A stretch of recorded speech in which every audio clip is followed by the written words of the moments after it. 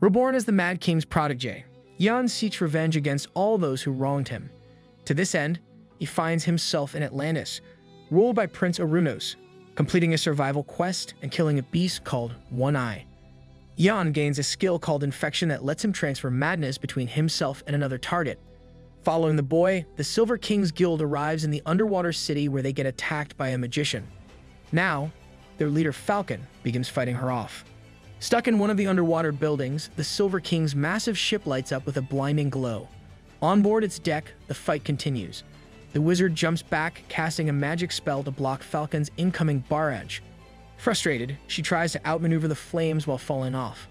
However, Falcon gives the magician no room to breathe. Cigar in his mouth and an infernal blade in his hand, the guild leader leaps forward. With all his might, Falcon swings, directly clashing his fiery weapon with the creature's magical seal. Moments later, the spell vanishes as if it was burned off the face of reality itself. A wild explosion follows, sending the wizard flying off into a building. Flung with a mighty force, she shatters through the structure's windows and goes rolling on the ground. Veiled, the magician soon manages to find her footing and gets back up.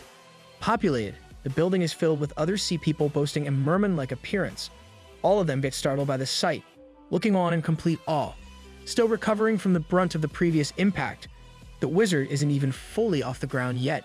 In the blink of an eye, Falcon appears before her. Witnessing this feat, the wizard can't believe that a mere adventurer is charging at her like this. Just as Falcon gets all up in her face, a huge bang rings out in the building. Lit up by the sheer radiance of the resulting glow, the other sea creatures in the vicinity look on in awe. Meanwhile, standing atop the ship, Wen and Talia become frozen in place. The two can't believe the power at display, baffled that their leader is going all out like this.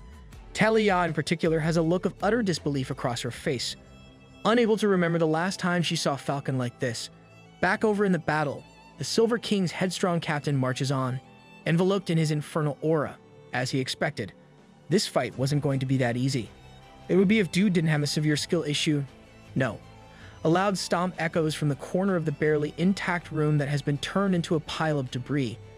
Falcon's fire engulfs the area, surrounded by bloody corpses of the sea creatures buried underneath the rubble. Furious, the wizard's huge diver mask crumbles away and reveals a head of white hair. She can't comprehend magic flames that would burn this intensely even this deep in the ocean. The creature catches a taste of Falcon's fearsome gaze, realizing that she is up against a dangerous foe. Bursting forth her very own bright blue aura, the wizard remarks that bringing him in alive for questioning is no longer a priority, declaring that she would much prefer Falcon as a corpse. A chain of large-scale explosions follows, shining a blazing glow throughout the underwater city. The flames run wild, even getting spotted by Eon in the distance. Seeing the giant ship, he wonders if it is the same one that belonged to the Silver King's Guild. Eon is sure that Wen and Falcon must have handled the uprising by now, or at least he hopes for that to be the case. Saying this, he pulls his bloodied sword out of the sea creature's corpse. Accompanied by Leo, Eon towers over numerous bodies of the merman-like beasts, declaring that they will find out what became of the mutineers soon enough. Over with Falcon, he clashes with the monstrous wizard once again.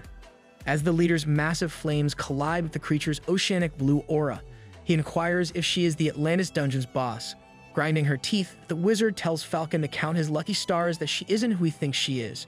The creature pushes back the guild leader, declaring that he wouldn't stand a sliver of a chance against the mighty prince. With a fearsome glow in her eyes, the wizard charges forward, asking Falcon if he was really naive enough to think he, a mere human, could outmaneuver her in the water. Extending her hand out, the creature attacks the flame wielder with a twirling beam of energy. Unable to dodge in time, Falcon faces the full brunt of the attack and is sent crashing to the ground. Looking on, Talia and Wen panicky call out for their captain. Though while his own comrades worry for him, Falcon's opponent is sure that he isn't finished yet. Towering over him, the wizard tells him to get up. Lo and behold, the guild leader still has fight left in him. Witnessing this sight, the creature braces herself. Now that One Eye is gone, this is finally her chance to prove herself to the Mad Prince, Orunos. To accomplish this goal, she will start with slaughtering the foe standing before her. However, the exact same train of thought goes through Falcon's mind at this standoff. Now that he has made it to Atlantis, it is finally his chance to prove himself to the member of the Four Horsemen, Sionis. Just like the wizard, he marks the start of this goal by eradicating his enemy off the face of the planet. Man stole her whole flow word for word, bar for bar. And so, The two fighters charge at each other with a ferocious intensity, brimming with their respective auras. The collision between Falcon and the wizard sends sparks flying everywhere. Their energies mix, match, and clash, resulting in an almost firework-like display. Massive shockwaves ripple across the underwater city, making even Talia and Wen struggle to keep their footing on the ship's deck. However, as the dust settles, a horrific sight awaits the Silver King's members, leaving them in utter dismay. Falcon's attack is dissipated, and the guild leader stands getting choked out by an ominous creature. Bursting forth with a villainous aura, the Mad Prince Arunos reveals himself. He is furious at the feeble shrimp that have dared to invade his kingdom, declaring their level of power as pathetic. The wizard calls out from behind, trying to say something to the prince. Suddenly, a purple ray of energy pierces her. It is Arunos' giant axe-like trident, going through the creature's body and making her cough out blood everywhere. Telling his underling to shut up, Arunos proclaims that servants that can't even do their jobs are useless to him. He continues to choke out Falcon, ordering one of his merman-like companions to take the Eye Patch Freak, along with Talia and Wen, to his throne room. Seeing the ruthlessness of the Mad Prince, the Silver King's rank 2 shouts out, telling him to let go of their captain or else. Wen follows, shouting at Talia for her rash behavior instead. He remarks that she will do nothing to endanger herself in such a manner, asking if she understands that they stand before the mighty dungeon boss. Arunos hears these words. Turning to the duo, Dungeon Boss, is that what you adventurers call it? He condescendingly inquires. While Falcon gets taken away, the Mad Prince approaches Talia and Wen, appearing in front of them in an instant, almost as if he blinked to their location. With an enigmatic grin on his face, Arunos announces that they should know about him being much more than that. Moments after this declaration, he calls out pressure of the deep and tells the duo to grovel. Just then, both Talia and Wen fall to their knees. Unable to hold on or even move, the Silver Kings rank 2 and 3 crash onto the ship's deck. Stuck face first to the floor, they can't believe that the horrifying Mad Prince was able to enhance the pressure of the water in a flash. Arunos turns around to his underling, commanding him to pick up the adventurers and take them to the throne room. The sea creature questions what he should do about Eurybia, the wizard. Commanding the beast to leave her, the Mad Prince declares One Eye and Eurybia to be a waste of talent, given that they couldn't even kill a few adventurers. He remarks that he will just have to replace them with other offspring. Right then, Arunos feels an ominous aura overcome him. Alerted by this energy that is much like his own, he glances over to someplace else. This energy he feels belongs to Eon, who has landed nearby and is on a sea creature killing spree along with Leo.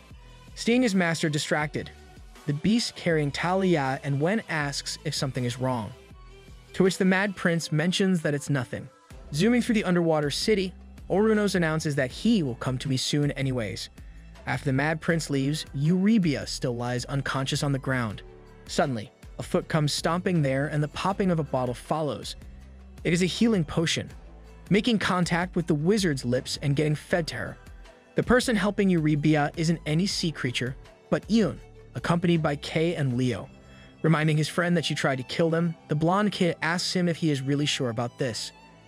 Eon truthfully remarks that he isn't sure at all, but he declares that the wizard will be dead in no time if she dares to turn on them. Hearing this, Leo questions if Eon knows how crazy he can be. I know, the boy says with a smile across his face. Hey, at least dude is self-aware. Right then, Eurybia jolts awake, confused where she is or what's happening. Looking around with her green eyes, she soon gets a blade pointed at her neck by Eon. Waving around his hand in front of the wizard, the boy mockingly tells her to rise and shine, with his smile turning into a villainous grin. Eon tells Eurybia that he has spent the past few hours butchering a lot of her friends, though most of them haven't given him the information he is looking for, details about the fish guide who betrayed her. Eurybia questions if Eon wants to know about the Mad Prince Arunos, inquiring if the Devourer hasn't told him everything yet. Standing in the back, Leo gets confused about what the wizard is talking about. Eon, on the other hand, is infuriated. The Mad King's prodigy wants to know if the creature can see Kay as well. Of course I can, remarks Eurybia, revealing that she is the daughter of the Mad Prince. Getting even more confused than before, Leo asks Eon what the wizard is talking about. The latter tells the former that it is a bit complicated. All the while Kay turns his attention towards Eurybia. Squinting his tiny little eyes, the blob tells the daughter of Arunos to help them get out of there. However, Eurybia doesn't possess the ability to do so, given that only the Mad Prince himself has the ability to escape the city. With a disappointed look on her face, the magician remarks that Orunos would never let them leave willingly. She talks of a machine that can reach the surface, one that can be powered only by a Mad Prince. Hearing this, Ian looks towards Kay. The duo starts wondering the implications of what would happen if what Eurybia is saying is true, revealing the boy's identity to her. Getting told that Ian is the Mad Prince that succeeded her father, Eurybia puts up her guard, inquiring if the reason they are here is because the Mad King sent him. Ian shuts down the magician's theory as false, telling her that he joined the adventurers without knowing any of this was related to the Mad King. Just then, Kay starts talking to Eurybia and asks her if she knows why Orunos relinquished his role as the Mad Prince. With a dismayed look in her eyes, the creature reveals that there are 3 infernal lords. Out of them, the Mad King is the only one sealed away. The reason for that is because the other 2 betrayed him. Thrown into the abyss, the infernal lord of insanity was cast into the space between logic and madness. Trapped for all eternity, the Mad King realized that there was only one way for him to escape this torturous fate. He needed a champion. This person would be someone that could represent his interests in the living world, someone that could set him free. Eurybia reveals that her father didn't like being a pawn in the Mad King's game, unwilling to serve as nothing but a tool for him. So he quit, turning to Ian. The magician remarks that he is the Mad King's new dog. While the boy just stares at her for the comment, Leo calls Eurybia out for it. "Ben, what are you?" The blonde kid questions. "Damn, bro really out here being a therapist pointing out her insecurities like that." Shaking his head, Leo reiterates that he doesn't understand anything about the Mad King and expects Ian to explain it all later. However, what he does know is that Eurybia has no right to call his friend a dog. Leo reminds the wizard that the very king she serves, her own father, cast her aside like unwanted trash. Eurybia lashes out, grinding her teeth and calling him a brat for talking in such a way. Though, Leo just ignores her and continues talking. He heard Orunos refer to the magician as his servant instead of who she is, his daughter. The kid is of the opinion that no good father would ever dare to treat his own flesh and blood like that. Despite all this, Leo gets where Eurybia is coming from, even though she tried to kill him. Dude must have learned the talk no jutsu directly from Naruto. Revealing that he recognizes that look in her eyes, the adventurer announces that he knows how much she despises Prince Orunos. Eurybia is unable to deny this, as the words resonate deeply with her. No longer showcasing the fierce and rebellious expression that she had across her face earlier, the wizard calms down. Seeing this, Leo lets out a gentle smile. He assures Eurybia that they are offering her a free ticket out of here. Even though he doesn't comprehend the intricate details,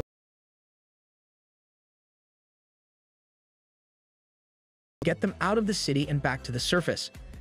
And so, with the way he sees it, Eurybia only has 2 choices. Either she can decide to serve her father and leave them with no choice but to kill her on the spot, or leave him and escape this trashy place with them. Seeing the kid talk in such a manner, Jan smiles, looking on like a proud father. In his mind, he compliments Leo for being so good at getting through to her. Though, Jan still isn't sure if even all that is going to make the creature choose the right path. Suddenly, Eurybia begins to move and lifts her arms in the air. Jan puts up his guard, refusing to be caught off guard and killed. Much to his surprise, the silver-haired daughter of Prince Orunos announces that she is sick and tired of this place. The happiness the creature feels in the moment isn't something that she expresses. Eurybia had never thought that she would come across a couple of nutheads who actually think that they can overthrow Prince Orunos. Brimming forth with her oceanic aura, the girl reveals that killing her father and actually escaping was the dream she and her sibling, One Eye, had always imagined together. So, it was about time that she finally did it. Having joined forces with the Mad Prince's daughter, Hyun and Leo venture out, riding on the latter's giant magical swordfish to reach their target. Meanwhile, Orunos gets more restless with each passing second, with Falcon, Talia, and Wen all bowing before him. The prince wonders what's taking him so long. Overflowing with an ominous energy, he wants the new champion to beat over there quickly and challenge him. Awaiting Yin's arrival, Orunos paces around his throne. Suddenly, the giant door to the room bangs with a loud boom. Falcon, Talia, and Wen, who are all bowing down before the Mad Prince, turn around to the sound. The thuds continue, making even the mighty Orunos put up his guard. As the gate to the throne room finally shatters, corpses of 2 sea creatures come flying inside, utterly decimated by whoever they were fighting. Confidently stomping his feet around, Jan walks in through the door, accompanied by Kay, Leo, and their newly acquired companion Eurybia. He proudly marches forward. "So, you are the prince I have heard so much about," the boy proclaims, announcing that it's a pleasure to finally meet the vicious entity. Seeing this sight, all of Orunos' subordinates get ready to defend their master in the blink of an eye. Of course, the proud prince doesn't cower behind them at all. Enveloped in his ominous aura, Orunos stands tall, calling out Eon for being the Mad King's new pet. In a condescending tone, he inquires if the boy was sent here by his lord for vengeance against his previous successor. Shutting all these allegations down, Jan remarks that he only cares about leaving this place. He assures the Mad Prince that there would be no need to pollute the kingdom with any more blood if he frees his friends and lets them all return safely to the surface. Furious at the intruders making demands in such a way, Orunos reminds them that they are the ones who entered the Maelstrom in the first place. Looking down towards Falcon, he labels them the assailants in this scenario. I mean, dude isn't even wrong. Orunos remarks how audacious the humans are for now wanting him to spare them after they have slain his people. Not only that, but they also plan on taking his rebellious daughter along with them. Bursting into a raging fury, the Mad Prince thinks about One Eye, questioning the adventurers if taking one child away from him wasn't enough for them. Though it does make sense to him that Eon would dare much such preposterous claims. After all, the boy did work for the Mad King. Letting his enormous aura run wild, Orunos reveals that he made a decision the moment the adventurers stepped into his territory. He extends out his hand, announcing that none of them are leaving this place alive. Rallying up his troops, the Mad Prince issues the command to eradicate the intruders. Following their master's orders, the underwater beasts charge forward. As this is in the realm of what they expected, Eon and the others prepare for battle. The boy unsheathes his blade, while Leo brings out his magical trident. Eurybia charges up her spell as well, while Wen readies his bow. The bout commences, and the wizard soon gets the upper hand against her foes. Casting her magic, she cuts up the multi-limbed creatures down to size. Meanwhile, Leo has a bit of trouble keeping up with the troops' underwater maneuvers. Unable to land a hit, the kid uses his summoning art, Sea Dragon. Out of the swirling scrolls, a giant and majestic creature appears, biting off the beasts one after the other, ripping them to smithereens. Eon also finishes off his share of the monsters, slicing 3 of them up in the blink of an eye. He stops for an instant to pull back his sword from the corpse of one of the slain creatures, getting attacked right at that moment. Kay shouts out, telling his partner to watch out. Though, there's nothing to worry about as a glimmering beam comes flying at the attacker and pierces through the beast's skull. Eon turns to where the cover came from, seeing Eurybia standing there making a finger gun, telling the blobby octopus to calm down. She assures him of having his partner's back. Kay starts throwing a tantrum about being called an octopus while not being one, while Eon thanks Eurybia for helping him out. Hey, don't assume his species dude. Just then, Orunos calls out the magician's name, inquiring what the hell she's doing. You dare defy me? After everything I've sacrificed? The Mad Prince proclaims, reminiscing his life up till this point. Orunos sees One Eye and Eurybia as children cowering before him. He remembers himself falling into the abyss, scared to face the infernal lord of insanity. Orunos wonders if they even know what he has lost to the Mad King, remembering the moment he decided to give up being his champion. As a young boy, Orunos stands before a scenic beach. He can no longer do what is asked of him anymore, preferring to die rather than continuing to serve the Mad King.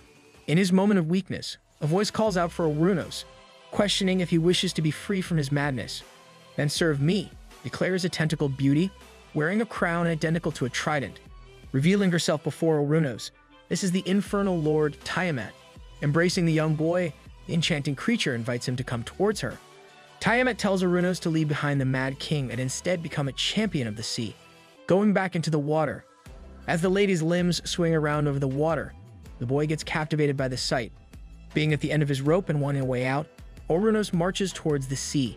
His mind had been warped from years of service to the Mad King, so he isn't even sure if the sea is truly calling out to him. Orunos wonders that his eyes might have played tricks on him, or if this is all real. 10 years pass after this incident and his ship paths over the same ocean. Atop the boat, a couple bickers about it getting late. The feisty blonde woman tells her brown-haired husband that Leo was expecting them hours ago, getting told that he can't help the weather as the wind is against them. Remarking that today's catch was bountiful, the man is sure that their son will forgive them for being a little late. Suddenly, Leo's parents hear a voice ordering them to stop the ship. Oh no, that's what it was. Following this command, the sky turns to black. Alerted, the couple brace themselves, wondering what is going on. Right then, the ocean erupts into an upwards whirlpool.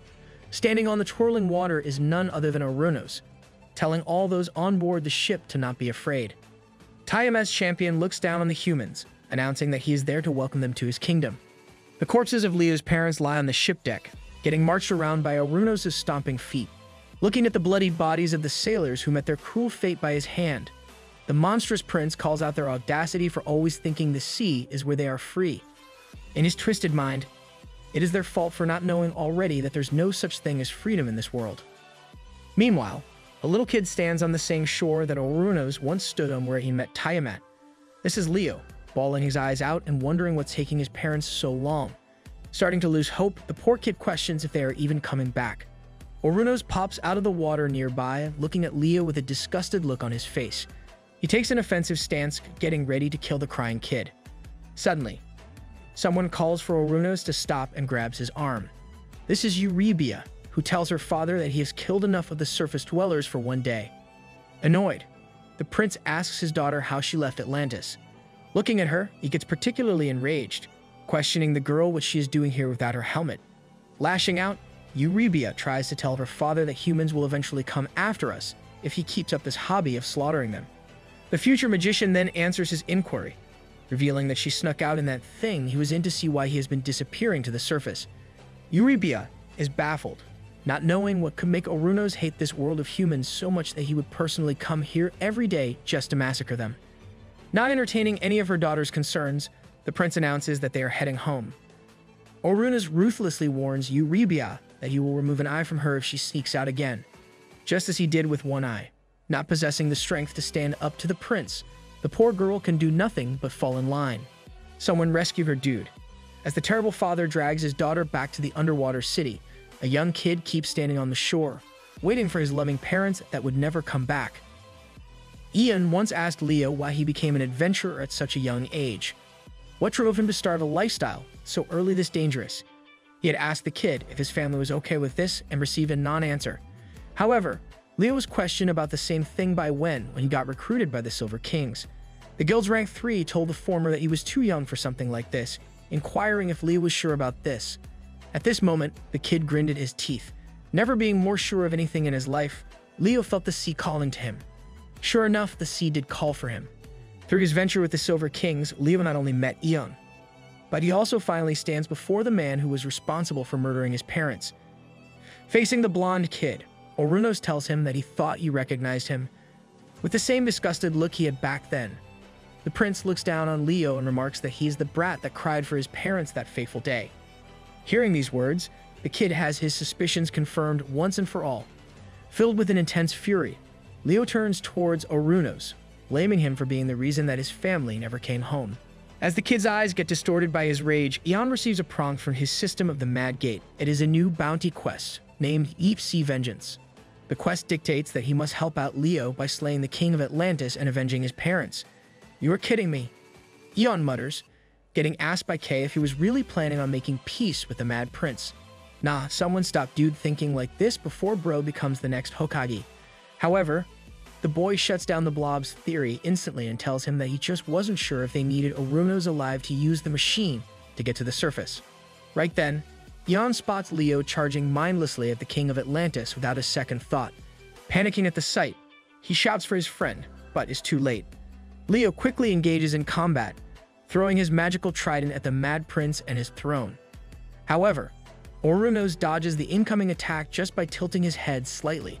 The trident goes flying into the wall behind the Atlantis king, shattering it with a loud bang. And so, despite the immense speed and surprise factor of the strike, Leo misses. Moments later, the blonde kid announces that he has saved a special summon for an occasion like this, the moment he finally gets his vengeance. Popping out a massive gourd-like scroll, Leo summons a glowing gauntlet.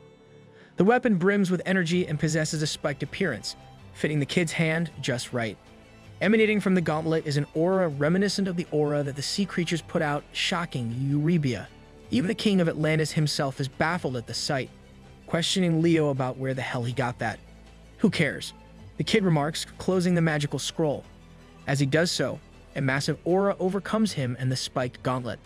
Leo reminisces about his life with his parents, something that Orunos stole from him. Memories of how he used to go out farming with his mother and father flow through his mind. Images of happy dinners with them fueled his drive for vengeance. At the moment, the only thing that matters to Leo is that the Mad Prince perishes today at his hands. Leaping forward, he tells Orunos to die. Leo's glowing gauntlet becomes concentrated with a huge amount of energy, which starts swirling around as if it were a galactic vortex. The luminance that shines from it lights up the entire throne room, leaving no corner untouched. Overcome with this monstrous aura, Orunos stands frozen in place, unable to move away. This time, Leo's attack doesn't miss. He must have aimed labs. On the contrary, the spiked gauntlet seemingly makes direct contact with the face of the Mad Prince and sends him flying out of Atlantis with a thunderous force. Having succeeded in his attack, Leo huffs and puffs. "Serves you right," the boy shouts out, finally exacting his vengeance upon Orunos. Or so he thought. In the same instant blinking manner that the Mad Prince had appeared before Talia and when earlier, he shows up beside Leo. Tiamat's champion bursts forth with an ominous aura, leaving Leo in utter awe. Concerned for his friend, Ion calls out the kid's name. At the same time, Eurybia is in complete shock as well, not knowing how this is even possible. Orunos taps Leo's shoulder, complimenting him for being quite strong, at least as far as surface dwellers go. Letting out a vicious grin, the Mad Prince proclaims that Leo will never be strong enough to avenge his family, not while he is the one being hunted. Ignoring these comments, the kid shakes himself off and gets ready for round 2. Leo concentrates even more power into the gauntlet this time, brimming with the oceanic aura. However, Orunos blocks the ferocious attack with only one hand without breaking so much as a sweat. Satisfied? Asks the Mad Prince, instantly commencing his counterattack. In the blink of an eye, Orunos' hand grabs the face of his foe, making his grin even sharper. He mocks Leo for being so slow and feeble. The Mad Prince then declares the kid to be pathetic, referencing the way he is clumsily flailing around in his seas. A little possessive. No. Suddenly, Orunos lets go of Leo's face and instead lifts his leg up in the air, bringing it down with intense force, right on the adventurer's head. Getting utterly crushed by the monstrous impact of the strike, Leo falls face first to the ground. As the rest of his body catches up with the fall, Orunos summons his mighty trident. Right then, a beam of energy comes flying in his direction, easily spotting the attack from a mile away. The Mad Prince lifts up his free hand and blocks the ray of light. The glimmering light coming from the approaching attack disappears, revealing water underneath and falling to the floor under the weight of gravity. This was a desperate attempt by Eurybia, who tried to bail Leo out of his conundrum. Of course, her effort amounted to nothing in the end. Dissipating his daughter's attack, Orunos tells her that she should know better than to use water magic on him, mentioning that he thought he taught her as much. Dude is almost as bad as a certain Fullmetal Alchemist father. Seeing this, Ion steps between the Mad Prince and Eurybia. The boy mockingly remarks that the terrible father must really love the sound of his voice to be giving so many lectures. Proclaiming that this is a family affair, Orunos tells the peasant to wait his turn.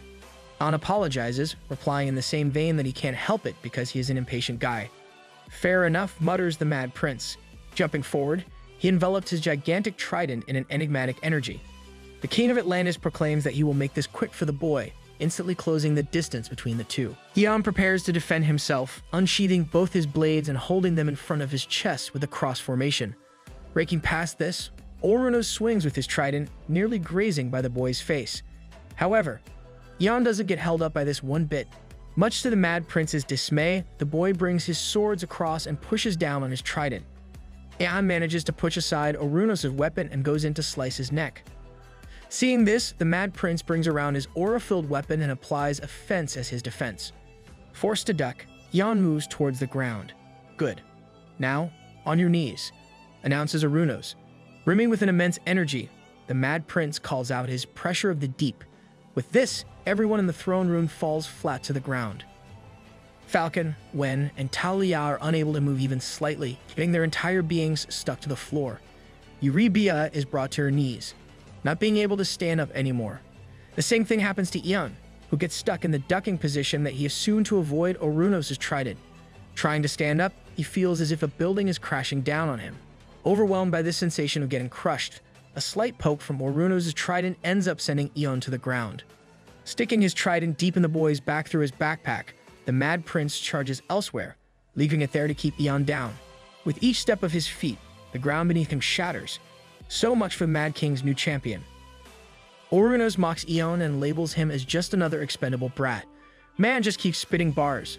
He then directs his attention to Eurybia, reminding her of his promise to take an eye from her if she ever disobeyed him again. In this case, Orunos announces that he will be making an exception. Instead of taking one eye, the Mad Prince will scoop out both of her eyes before killing Eurybia. Since she's going to die here anyways, he wants to hear her scream one last time. And so, the ruthless father towers over his scared daughter, looking down on her as if she were trash. Eon lays on the ground with the trident of the Mad Prince stuck in his back. The boy is bleeding out blood everywhere, unable to move a muscle. Kay worriedly tells Eon to get up, expressing concern over the fact that he will die if he doesn't use a health potion soon. Witnessing the sight of the adventurer fading away, Wen frustratingly calls out for him, questioning Eon if he is really going to let the stupid fish bastard take him down. Talia tries to get up and say something, once again being told by the Silver King's rank 3 to keep it to herself at the moment. Remarking that this isn't a D-rank dungeon like they had initially thought, Wen announces that they were tricked into coming here. Amidst all this chaos, he is sure that all of them saw Eon's prowess in full display and could tell by one glance that he is the strongest one here. Falcon grinds his teeth, being too prideful to admit this fact out loud. Despite this, he knows this to be true in his heart and doesn't deny this statement. With all in agreement, Wen calls out for Eon to get the hell up, shouting that this measly attack isn't enough to do him in. The guild member proclaims that they are not going to die here, riling up the adventurer to get himself together. Having lost a lot of blood, Eon's eyes become stripped of any sliver of life in them and he falls unconscious. Just then, an ominous voice questions Eon why he is holding back. In the same vein, this voice inquires why he isn't using the power that gave him. Woken up by this call, Eon finds himself in the middle of nowhere. Towering before him is none other than the mysterious creature, who the adventurers thought to be a Kraken earlier. Floating in front of the beast is a throne, sitting atop which is the Infernal Lord of Insanity. With a ferocious look in his eyes, Eon calls for the Mad King, remarking that this quest to the underwater city and their current turmoil all comes back to him. Still referring to the giant creature of madness behind the Mad King as a Kraken, Eon gets told to not call him as such. Someone educate these people to stop assuming things. They're about to get cancelled. Playing around with his cards, the Infernal Lord of Insanity reveals that the monster is named Chuldu, the Mad Prince of the Sea. The master reminds his protege of when he and Leo fell into the deep sea, questioning who the boy thought spared him and his friend when they had nowhere to go. Wondering how Eon thought that they ended up in the underwater city, the Mad King announces that all of it has been his will. Still possessing a stern look on his face, Eon wants to confirm if the Infernal Lord led him to Atlantis to exact his revenge. Precisely, precisely, precisely. The Mad King repeatedly shouts out, holding his hand above his face in a crazed fashion. The insane entity asks his protege if he really understands his position. The Mad King reminds Eon of the reason he came to him in the first place, his insatiable hunger. Cast away and pushed aside by the world, the boy found his path with the Infernal Lord of Insanity. Just as the four horsemen betrayed Eon, Orunos betrayed the Mad King. Saying this, the latter remarks that the reason he gave the adventurer a second chance at life was not so he could destroy his own enemies. Rather, it was so Eon could eradicate all those who stood against the Infernal Lord. Swinging around his cards once more, the Mad King tells his protege not to worry as he is an empathetic man. He assures Eon that he wants him to win too, announcing that all the boy has to do is sate his hunger for vengeance. Once Eon manages to do so, the insane entity promises to let him have his fill, revealing the face of the two cards in his hand, one with Falcon and the other with Silenus on it. Looking at the portraits of the two men, both possessing a similar physique now that they are being seen side by side, Eon wonders if the Mad King is trying to tell him that they are somehow related. Throwing the cards at the boy, the Infernal Lord of Insanity leaves the decision up to him. Eon could either cast his life to the depths again or live. Of course, this is a no-brainer for the boy.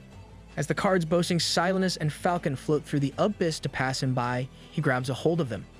Choosing to face this situation head-on instead of rolling over and dying like he did in his past life, Eon forces himself to get up. The Atlantis King's trident still pokes through his back, coming out the other side through his chest. Despite this, Jan gets up, ignoring the puddle of blood that keeps increasing in size from the drops dripping out the trident. Madness enveloping his entire being, the boy appears behind Orunos. Eurybiad is awestruck by the sight, unable to believe that Jan is still able to stand up. Wen, who was a staunch believer in the boy's might, lets out a wide smile. His faith in the adventurer had paid off, and now the enemy was in for a treat, turning around towards the Mad King's protege. Orunos can't believe that Jan is able to resist the pressure of the deep. With seemingly no regard for his life, the boy shucks out the trident from his back. As blood gushes out from the wound, Jan crazily remarks that he has finally found a selfish reason to kill Orunos. Is that so? Asks the king of Atlantis, wondering if the crazy old bat offered him a deal for it. At the same time, Kay starts talking to Ian. The blob questions his partner if he has some sort of plan to deal with the situation, considering that he is losing a lot of blood and his health is dropping fast. Letting out a grin, Jan assures Kay that he has a certain scheme, but it's just a little too crazy to say out loud. Confused, the Devourer wonders what the boy could possibly be talking about. Orunos has the same thought, and he quickly moves to get it out of Jan. Appearing at the latter's side in an instant, the former inquires what plan he is talking about. With a quick motion of his hand, the Mad Prince slices apart Ian's arm right off his shoulder, sending it flying off along with the blade the hand was holding. Blood gushing everywhere, the boy falls to his knees in utter agony. Extending his hand out towards Ian, Orunos tells him to die. The palm of the Mad Prince begins to glow with a blinding light, forming into a spiral-like ball of his aura. As the concentration of energy begins to grow, it envelops Ian and sends ripples across the entire throne room. Witnessing this mighty display, Eurybia worriedly calls out for the boy, having dealt with the annoying champion of the Mad King. The king of Atlantis looks to proceed with what he was doing before, dealing with a family matter. Suddenly, an enigmatic aura overtakes the surroundings. Falcon, Talia, and Wen are left shaking in their boots, while even Orunos feels shivers down his spine by this ominous energy. 10/300ths. This is Ian's HP at the end of the Mad Prince's barrage. No longer having any more of it to spare, the crazed boy shouts out, "Infuse! Infuse! Infuse!" Dude finally lost his mind. Huh. Bursting forth with the madness of the infernal lord of insanity in all its glory, Ian runs wild. With no regard for his mental state or his madness meter, the boy spams infuse like there's no tomorrow. Ian's entire body gets enveloped in the same manner. His arm becomes a claw when he uses infuse, just not on a much larger scale. Left awestruck by this sight, Orunos mutters, "You can't be." The king of Atlantis starts getting hit with the realization that the Mad King's new champion isn't all bark and no bite. At that point, Ian's madness meter skyrockets to 73/100ths. However, he only laughs like a maniac at the sight. Going all out, he continues using infuse. The boy's body, that had already been engrossed with madness, begins forming layers upon layers of the mad energy over itself.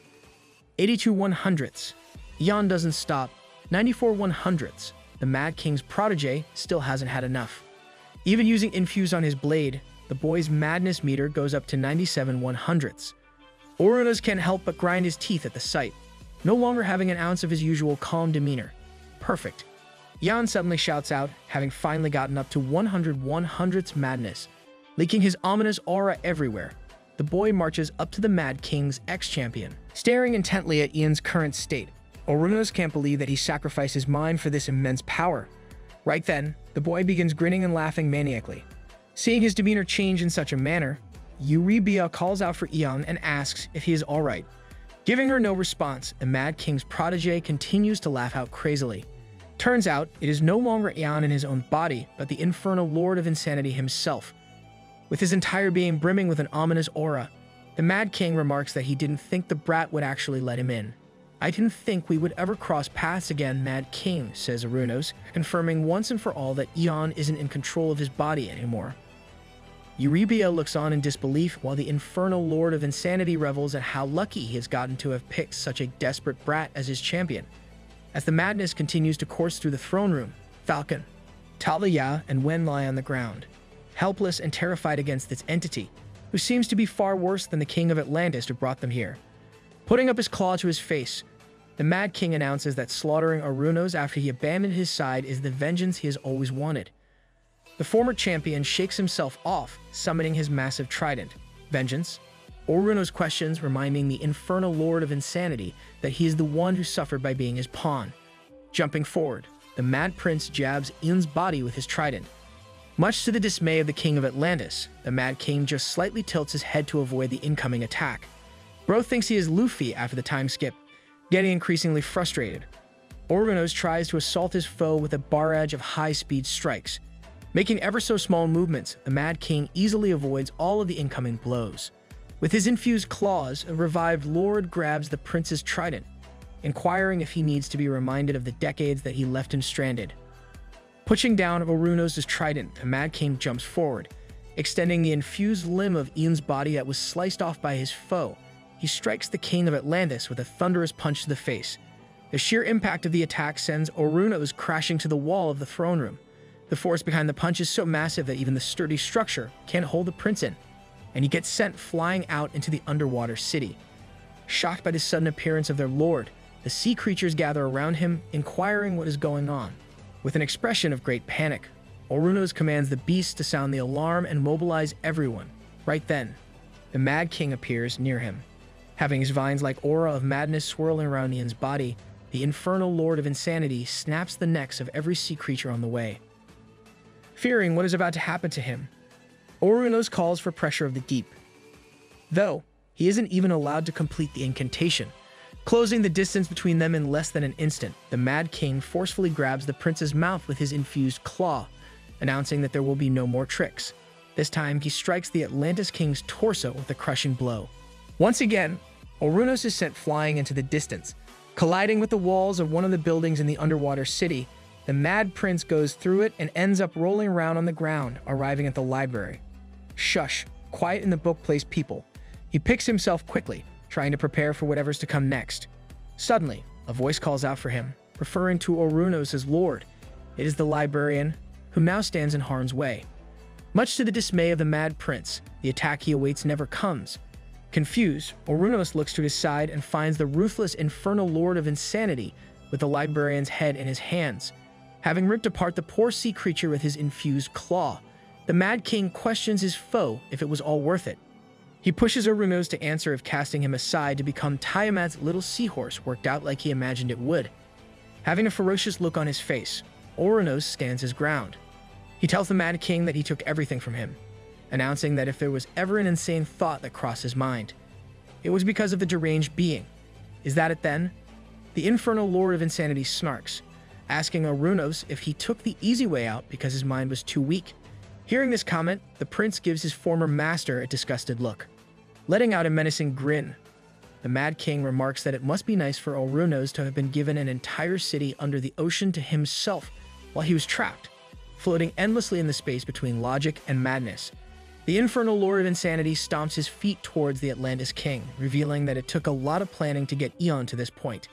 It started with Kay convincing him to take this quest, proceeded with Chovel capturing Leo, and concluded with throwing the boy to the maelstrom, right to Orunos' doorstep. Getting back his cool demeanor, the prince cracks his neck. He congratulates the crazed entity for tricking some dumbass into giving him his body, announcing that all of it means nothing if Eon is easy to break. Orunos proclaims that even if the infernal Lord of Insanity is a king somewhere else, this is his kingdom. As the library starts getting surrounded by sea beasts, the Mad King lets out a massive grin, questioning Orunos if he really thinks he is getting payback. No, shouts out the King of Atlantis. He has been dreaming of this for decades, the day when the Mad King would find his way back to the real world.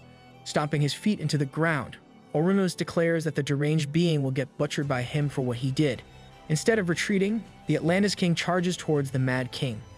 As the two overlords clash auras, the infernal Lord of Insanity bursts into a wider grin and begins cackling with tears. No wonder this crazy dude got locked up. The Mad King is amused that both of them want revenge on each other, when he has been under the impression that he was one-sidedly hunting Orunos. Pissing off the latter, the crazed entity blows off his tears and announces that this has turned out to be a fantastic day, one in which all of the Mad King's old friends are coming together. Meanwhile, outside Atlantis, the infernal Lord of Insanity's other protege shows up. Letting out a ferocious roar, the Mad Prince of the Sea, Cthulhu, charges towards the underwater city. What exists in this world beyond logic? Wonders Eon, standing amidst a never-ending stretch of nothingness. Off in the distance, he notices something like a door. Vines growing around the bottom of the object. The ominous gate seems to be like a drop in the ever-expanding ocean of darkness. A mysterious marking is carved into the very essence of the door, shining with a glimmering light. No impassable, nothing's impossible. Over in Atlantis, Cthulhu enters the underwater city. The Mad Prince of the Sea goes on a rampage, eradicating every sea creature in its sight. Ouranos looks on, as the ocean begins turning crimson with the blood of his subjects. He turns to the Mad King, remarking that his vessel will die too if Cthulhu destroys Atlantis. "Is that so?" remarks the crazed being, twirling around his infused claws in a mocking manner. He questions Chaorios if he managed to find it. The blob quickly comes to his side, giving an affirmative response. Kay reveals that the Leviathan Piercer is located in the southern part of the city. Hearing these words, Ouranos gets frustrated and bites his lips. "Ayo? Oh, not like that. Never mind." On the other hand, the Mad King finally understands why everyone is trapped in the underwater city and is unable to leave. Being a mighty object, the Leviathan Piercer requires an insane amount of madness to power it, something which no one possesses. Saying this, the Mad King simply starts marching away. Ouranos shouts out at him, questioning where the hell he thinks he is going. Gritting his fang-like teeth, the Atlantis King is enraged at the audacity of his foe for thinking that he will just let him walk away after everything the deranged entity did to him. Saying this, the former champion remembers himself as a child. He holds the body of a dead woman in his arms, one with a giant hole in its chest. Right then, the infernal Lord of Insanity turns around. With a stern stare, he labels Ouranos a coward for putting the blame. "Did you forget?" the Mad King asks him, telling the prince that he was the one who killed her. Hearing these words, an image of his own crazed self appears in the mind of the Atlantis King, piercing the helpless woman without an ounce of remorse. Enraged, Ouranos summons his trident once again and charges at his foe, deciding to put an end to this revenge story once and for all. The Mad King announces that he will now show Ouranos the difference between them. Raising his infused claw up into the air, the infernal Lord of Insanity bursts into a maniacal grin. He always be doing that at this point. The face on Ian's body appears to distort, half of it being that of the Mad King himself. His eyes turning into a spiraling madness. The divine entity calls out, "Fisher." With this call, a colossal burst of dark energy envelops the entire underwater city and its ruler. At the same time, the Silver King's members and Eurybia attempt to escape the throne room. Holding Leo in her arms, the magician looks out through the shattered wall along with the others. However, the sight that awaits them leaves everyone utterly awestruck. The Mad King stands tall on the battlefield, retracting his hand from the formation point of a massive crater that seems to be extending for miles on end. With the King of Atlantis finally taken care of, he starts to move towards the Leviathan Piercer. As the infernal Lord of Insanity turns his back to the area destroyed by him, he gets alerted by something. From the other end of the massive crater, Ouranos comes flying, having a deranged expression on his face, with his appearance reminiscent of how Ian looked when his madness meter was reaching its peak. The Atlantis King throws himself at the Mad King. Forming a swirling aura around his fist, Ouranos lands a thunderous strike at the torso of his foe. The latter faces the brunt of the full-force attack, coughing out blood. Quickly following up so as to not diminish the impact of his punch, Tiamat's champion monstrously kicks the Mad King off the ground. Ouranos then swings his fingers around, striking Un's body with a huge beam teeming with oceanic aura. He throws the Mad Kings towards the buildings of Atlantis, announcing that he no longer cares if his whole kingdom crumbles. Consumed by revenge, Ouranos strengthens himself even more. His body gets bigger, ripping apart the robe he was wearing. The energy powering the Mad Prince makes his pupils completely disappear, and the overwhelming amount of it begins leaking out his eyelids, as the tremendous power spills onto his entire being. Ouranos proclaims that he will sacrifice it all, shouting out "Pressure of the Deep." And just like that, another brain bites the dust. Buildings all over Atlantis start crumbling, turning to dust. The escape attempt by Falcon, when Talia and Eurybia gets thwarted in the process as well, sending them all to the ground. Suddenly, Ouranos appears before his daughter and towers over her. Shocked by the ominous look of her father, Eurybia stares at him in disbelief. Not even making eye contact with the girl, the King of Atlantis proclaims that everything he did up to this point was to protect his family. However, he now realizes that's never enough. Witnessing Cthulhu ripping through every living creature in its sight, Ouranos remarks that there is no safe haven in a world as cruel as this. Meanwhile, Ian approaches the mysterious door he saw in the abyss. Inspired by the carving, he grabs its handle and heads inside. Entering the mysterious gate, Jan finds himself in an ominous place, overcome by a chilling feeling. It is a rocky area, with tiny islands floating all around. Suddenly, a vortex of energy forms in front of Ian. Getting pushed back by the pressure of the aura, the boy hears an eerie voice from inside the tornado. "It's been a while since I have seen a soul this lost," the enigmatic entity remarks, possessing a horned silhouette like that of a demon. Taken aback by the proclamation, Ian asks the mystery person to identify themselves. The latter complies, blowing away the aura around him. Having the appearance of a suit-wearing tall imp, the creature announces that he is the boy's guide in this crazy place. Hearing this, Ian questions how he can get out of this place. With glowing eyes, the imp shows a wild smirk on his scar-filled face, announcing that the answer to Ian's question depends a great deal on where he wants to get to. The guide asks him about it. The boy doesn't know what to say, and his hands start shaking. Ian realizes that he doesn't remember how he got here in the first place or where he came from. Grabbing his head, the poor guy feels as if he is losing his mind. Right then, the imp tells Ian that it doesn't matter which way he goes if he doesn't know where he came from. Clapping his hands, the guide gives the lost soul a helpful hint of how to get home. Suddenly, a pathway appears to him, leading to a maze of sorts. As Ian walks towards the path, the imp assures him that he can remember how to get home if he remembers where he is. Determined to get back no matter what, Ian marches forward, while the guide behind him bursts into a maniacal laughter. Entering the maze, the boy meets Haya. Shocked at the sight, he asks her what she's doing there. Haya puts her hand to her heart, revealing that she heard what the four horsemen did to him. And so, the knights set out to find Ian. However, she's been lost here for so long that her mind has gotten affected. Feeling it crumbling away with every second she spends here, Haya implores Ian to save her, showcasing vulnerability like she has never before. The girl hugs her childhood friend, remarking that she can't stay here, asking him if he will protect her. "You promised, didn't you? Help," Haya mutters, fading away from Ian's embrace. Overcome with an intense sadness at first, the boy quickly snaps into a fit of fury. Witnessing this from afar, the imp gets surprised and intrigued as this wasn't the reaction he was expecting. Ian walks onwards into the maze, coming across the four horsemen. They are sitting around a table, having the times of their lives. As the boy grits his teeth, Arian remarks that he is just in time for tea and invites him over. "Nah, this is foul. Man, really? Tea?" Ian furiously questions his audacity to say such a thing. He reminds the four horsemen about how they betrayed and killed him, even though he trusted them. Arian just continues to pour out tea and asks Ian how he can blame them. A sacrifice was needed for the Mad Gate and his life was expendable. That's all there was to it.